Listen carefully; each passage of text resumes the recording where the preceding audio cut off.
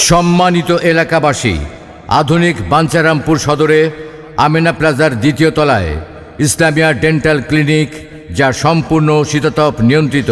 Amena plaza দ্বিতীয় তলায় Islamia dental clinic. Islamia dental ক্লিনিকে এখন থেকে প্রতি মঙ্গলবার রোগী দেখবেন ডাক্তার পাপড়ি আক্তার।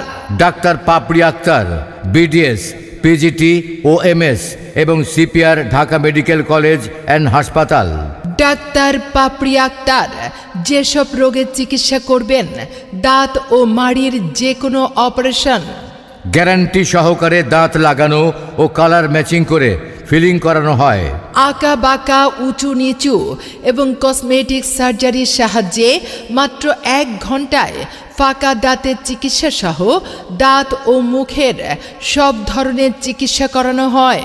মনে